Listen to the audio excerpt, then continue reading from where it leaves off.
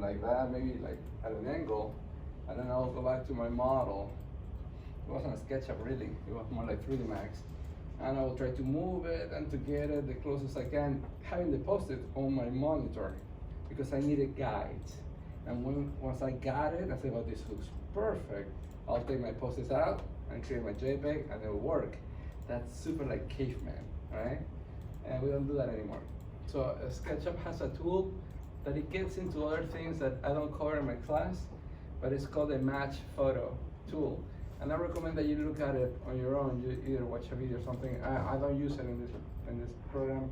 We'll probably use it for the final, but not for this specific project. So what does that do? That listen, that allows you to bring a picture, any picture from anywhere, and immediately it gets very IA, right? Kind of like artificial intelligence, AI, sorry. And it tries to move the model to match the picture that you found. But it's never perfect, so you're gonna have to adjust it. So this is what it does. So I have my model, it is built, it is there, and I did find a photo, let's say that one, all right? That's the one I'm gonna use. And it's just there, I save it, and it's on my desktop, right? All of you taking notes, you get your picture and you save it, right? Then you go to camera, match new photo. All right, this is where you go. And then you need to find it. And this is my homeless JPEG. That's the name of my file. And I click on it, and this is the beauty that happens.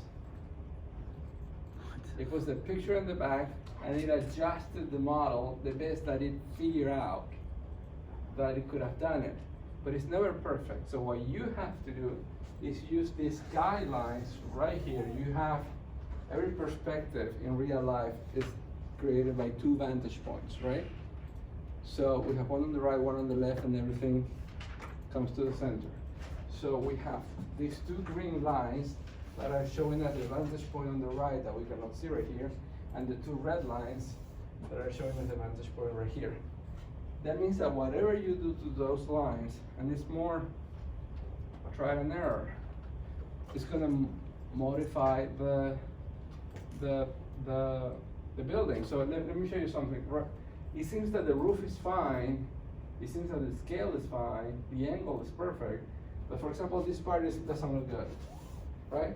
Because technically speaking, I'm reading my lines. The roof, I think it might be okay, close enough, but here I can tell that there's something that is not working well. So I have a guideline right here, okay? And I can modify it and move it. And everything adjusts, right? If you move it too much, and I'm gonna do it until I completely align with the edge of my sidewalk. Now the roof could be higher right here in the middle. So I can grab this one and push it up, or the red one and push it up. So just be careful that everything that you move will affect the other ones, because it's a perspective, right? So as soon as you adjust something, now it's starting to affect the one that I have right here. So by doing this, you get to align your picture to whatever perspective. There you go, my roof is better, and I get to push this back a little bit.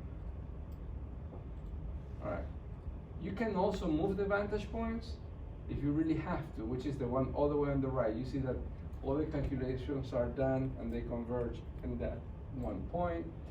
So if you really need to change the angle of everything, you can move this closer and everything changes, right?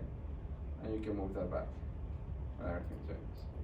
So with this, you should be able to figure out the exact angle that your picture, that your photo needs. And since you already have the 3 styles that we created, all you have to do is apply them again.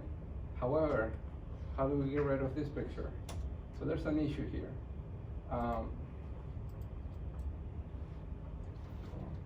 me do this. So after you're working with this and have done everything that you have to do, just apply the new styles and re-export it again. Okay. Let me finish editing this. Done. Now, because we're using a tool that is complex, and this tool is used to apply materials to other things, how do we get rid of this picture? I'm gonna give you a quick shortcut. Just use the wheel, move it a little bit, and that's it. It goes away. All right. Try not to change the perspective too much, and don't move it too much. This tool is used to do something completely different. This tool is used to create a block. Okay, you create just a, it's have you seen the buildings when you go to Google Earth? Right, those buildings were created using pictures. So you just create a box in SketchUp, and then you use the picture of a cathedral, and you match the face of that building on the box that you just created. And it looks close enough. So that's the reason why this is created. We're using it in a different way just to align our building, but then we need to get rid of the image. So do this immediately as soon as you get the perspective that you want. Obviously, create your scene, apply your styles, and export it again. All right? All right, so I'm gonna give you another 15 minutes to do that, only 10, and then we're gonna, 10 minutes, and then we're gonna do the last part of Photoshop.